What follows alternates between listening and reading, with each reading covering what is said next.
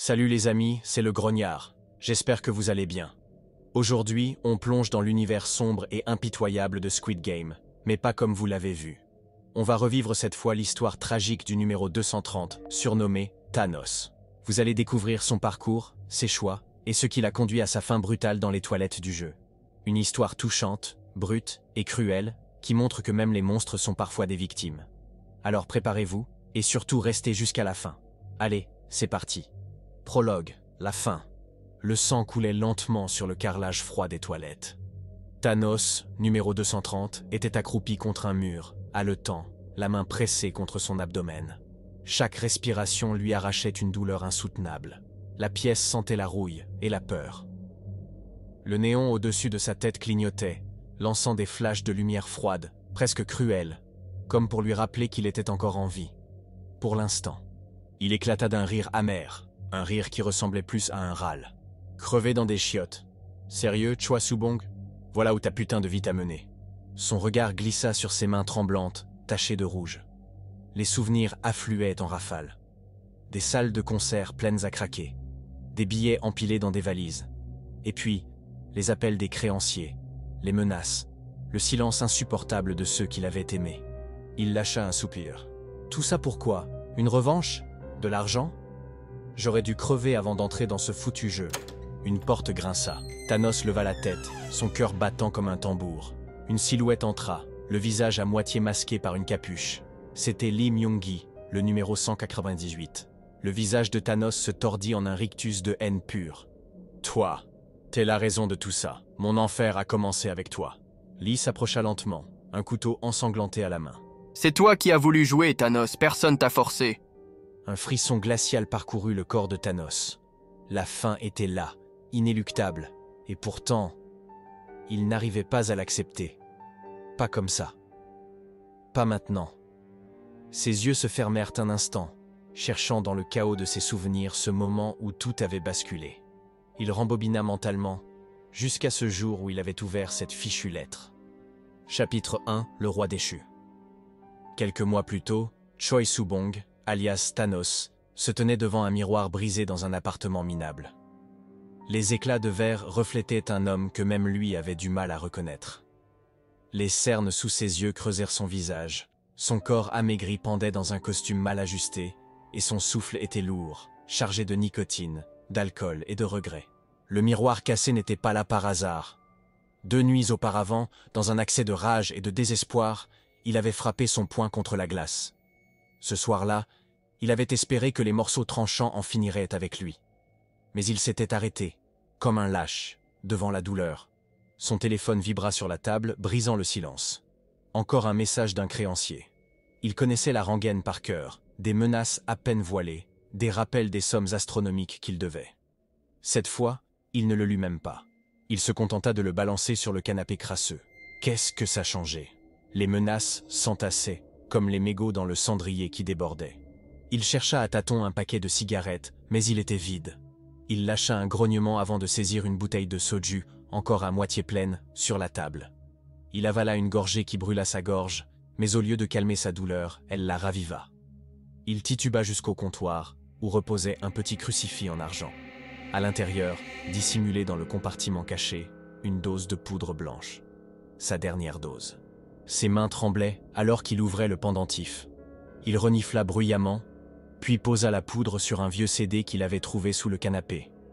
Avec un billet de 10 000 won qu'il n'aurait pas dû avoir, il forma une ligne fine. Avant de la sniffer, il murmura, presque pour se convaincre, « Juste cette fois, après j'arrête, promis ». Il aspira bruyamment et sentit immédiatement l'effet monter.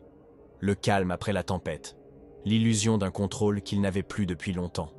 Son corps retomba lourdement sur le canapé, et il fixa le plafond sale, les bras écartés comme un martyr. Des souvenirs s'imposèrent à lui, des flashs de ce qu'il avait été. Un homme respecté, adulé. Les foules criaient son nom, les flashs des caméras l'aveuglaient, et l'argent coulait à flot. Mais tout ça était fini. Tout s'était effondré à cause d'un clic. Un simple clic sur une foutue application de crypto, conseillée par ce salaud de Lee Myung-gi. Il revit ses économies partir en fumée, ses anciens amis se moquaient de lui, et les huissiers débarquaient pour emporter ce qu'il restait de sa vie. Il serra les dents, les larmes coulant malgré lui. C'est leur faute, leur putain de faute. Si je tenais Myung-gi, je le tuerais de mes propres mains. Un bruit sourd résonna à la porte, interrompant ses pensées. Il resta immobile un moment, le cœur battant. Les créanciers n'étaient pas censés venir aujourd'hui. Lentement, il se leva et ouvrit. Personne. Juste une enveloppe noire, posée sur le seuil. Aucune adresse, aucun timbre. Seulement son nom. Choi Soo-bong. Il referma la porte et déchira l'enveloppe avec une curiosité mêlée d'appréhension. À l'intérieur, une simple carte avec 3 symboles, un rond, un carré et un triangle. Sur cette carte, une invitation. Joignez-vous à notre jeu pour effacer vos dettes. Une chance unique de tout recommencer. Il éclata de rire, un rire amer qui finit en tout. Encore une arnaque, quelle blague. Mais au verso, des détails plus intrigants. Un lieu, une date, une heure. Tout cela paraissait officiel, trop bien ficelé pour être une escroquerie banale. Il fixa la carte pendant de longues minutes. Il était au bout du rouleau, une marionnette brisée, tirée dans toutes les directions par la vie. Et si c'était vrai? Une chance de tout effacer, de revenir à zéro. Cela valait peut-être le risque.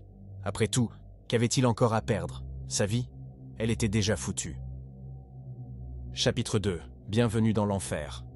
L'air était glacial ce soir-là, et Choi Soo-bong, alias Thanos, avançait avec précaution vers le lieu indiqué sur la carte noire.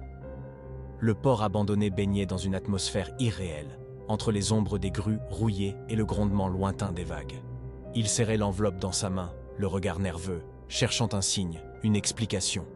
Devant lui, une camionnette noire était garée, ses vitres teintées ne laissant rien deviner de ce qu'elle renfermait. 2 hommes masqués attendaient à côté. Leurs visages couverts par des masques rouges et noirs semblaient le jauger alors qu'il approchait. « Non !» demanda l'un des hommes, d'une voix dénuée d'émotion. « Choi Soo-bong » murmura-t-il, comme si son nom était une honte qu'il traînait avec lui. Le masque s'inclina légèrement, puis l'homme ouvrit la porte arrière de la camionnette. « Montez !» Choi hésita. Tout son instinct lui criait de faire demi-tour, mais il n'avait nulle part où aller. Ses dettes l'avaient réduit à l'état d'un homme traqué. Ses addictions l'avaient éloigné de tous ceux qui l'avaient aimé. S'il y avait une chance, même infime, de changer sa vie, il devait la saisir. Il grimpa dans la camionnette. L'intérieur était sombre et silencieux, uniquement éclairé par une faible lumière rouge.